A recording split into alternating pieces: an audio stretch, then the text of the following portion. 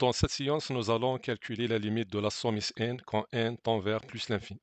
Avec Sn, c'est la somme des termes d'une suite Vn qui est une suite arithmétique décroissante définie par son premier terme V0 qui est égal à 2 et définie aussi par une relation entre V1 et V2, telle que 4V1 au carré plus V2 au carré est égal à 164. Donc, puisqu'on est demandé de calculer la limite de Sn, donc on doit d'abord calculer Sn. Sn, c'est la somme des termes de la suite Vn, donc V0 plus V1 plus V2 jusqu'à Vn. Et puisque Vn est une suite qui est arithmétique, donc la somme des termes d'une suite arithmétique, c'est égal à quoi? Est égal à la somme du premier terme, ou bien le premier terme V0 plus le dernier terme, divisé par 2, ça facteur le nombre de termes. Le nombre de termes, c'est n moins 0 plus 1, alors on a n plus 1. Alors, Sn est égal, V0 est égal à 2, donc si on remplace V0 par 2, ça, on obtient 2 plus Vn, facteur n plus 1, divisé par 2. Donc, il nous reste à calculer. Donc, on a ici Vn, qui est le terme général de la suite Vn. Donc, on doit calculer Vn. On sait bien que le terme général d'une suite arithmétique Vn est égal à Vp plus n moins p fois sa raison qui est r. Alors, si on prend p est égal à 0, donc on obtient Vn est égal à V0 plus et moins 0 qui est n fois R. Alors Vn est égal à V0 qui est 2 plus n fois R. Donc pour calculer Vn, on doit chercher la raison. Donc la raison, donc on va chercher la raison par la relation entre V1 et V2. On a 4 V1 au carré plus V2 au carré est égal à 164 avec V0 est égal à 2. On sait bien que V1 est égal à V0 plus R, c'est-à-dire 2 plus R. Et V2 est égal soit V1 plus R ou bien V0 plus 2R. V0 est égal à 2, donc c'est 2 plus 2R. Maintenant, on va remplacer V1 et V2 dans cette équation-là. Donc, on a 4. V1, c'est combien? C'est 2 plus R, le tout au carré. Plus V2 qui est 2 plus 2R, donc 2 plus 2R, ça, le taux au carré est égal à 164. Donc on va développer et simplifier, donc on a des identités remarquables, on a 4 facteurs, donc on a 2 au carré c'est 4, 2AB c'est 4R, B au carré qui est R au carré. De même on a 2 au carré c'est 4, 2AB c'est 2 fois 2 fois 2R, donc c'est 8R, plus 2R le taux au carré, c'est 4R au carré.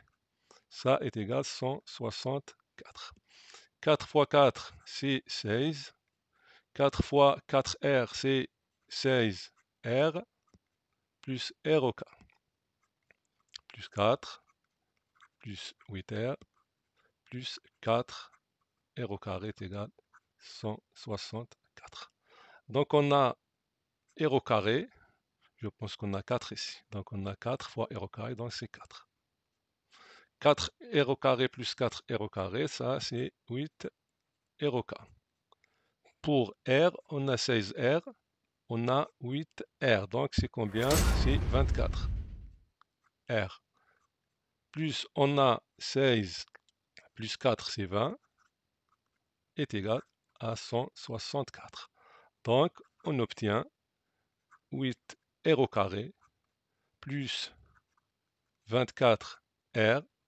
Donc plus 20 moins 164, donc on obtient moins 144. est égal à 0. Donc nous pouvons diviser ou bien simplifier par 8, car 8, 24, 144, ce sont des multiples de 8. Donc on va diviser sur 8, on obtient r au carré. 24 sur 8, c'est 3. Pour 144 divisé par 8, je pense que c'est 18. Donc 18 fois 8. 8 fois 8, c'est 64. Donc 8, c'est 14. Donc, on divise par 8, on obtient 18 est égal à 0. Donc, nous allons résoudre cette équation de second degré. Donc, on a r au carré plus 3r moins 18 est égal à 0. Donc, l'équation, c'est r au carré plus 3r moins 18. Alors, delta est égal à b au carré, b c'est 3. Donc, 3 au carré, c'est 9. Moins 4 fois a qui est 1 fois c qui est moins 18, donc moins, donc c'est plus. Donc on a 4 fois a qui est 1 fois 18. Donc delta sera 9 plus 4 fois 10 c'est 40, 4 fois 8 c'est 32, donc c'est 72. Alors delta est égal à 81.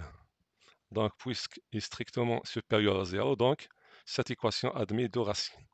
La première qui est R1 est égal à moins B, donc B c'est 3, alors c'est moins 3, moins racine delta, la racine de 21 c'est 9, divisé par 2A, A est égal à 1, donc divisé par 2.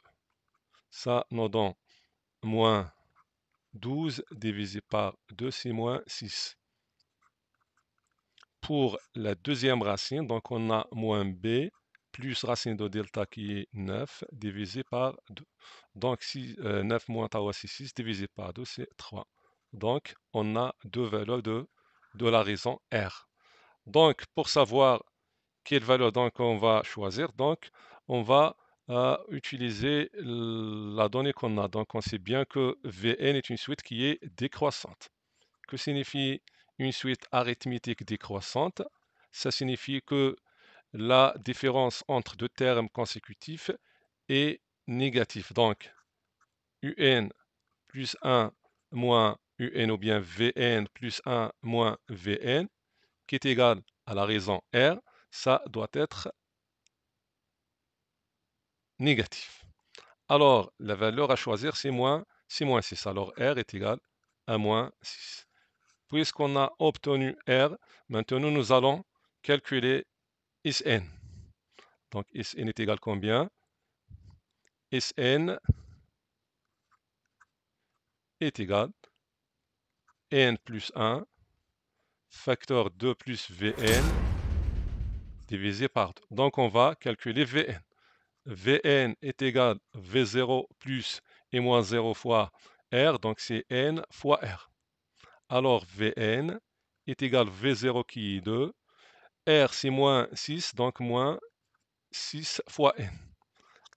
Alors Sn est égal à n plus 1 fois, ou bien facteur 2 plus Vn. Vn c'est 2 moins 6 n divisé par 2. Donc, Sn est égal à n plus 1. On a 4 moins 6 n divisé par 2. Donc, Sn est égal, dans la deuxième parenthèse, nous pouvons factoriser par 2. Donc, on obtient 2 facteurs, 2 moins 3n, ça fois 2. Donc, divisé par 2, on va simplifier 2. Donc, la limite de Sn, c'est la limite de n plus 1. La limite de Sn, quand n tend vers plus l'infini, c'est la limite de n plus 1, facteur 2 moins 3n. N tend vers plus l'infini. Donc, n plus 1 tend vers plus l'infini. 2 moins 3, n tend vers moins l'infini. Donc, ça tend vers moins l'infini. Donc, la limite de Sn, quand n tend vers plus l'infini, est égale à moins l'infini, c'est comme ça. On est arrivé à la fin de cette séance. Assalamu alaikum.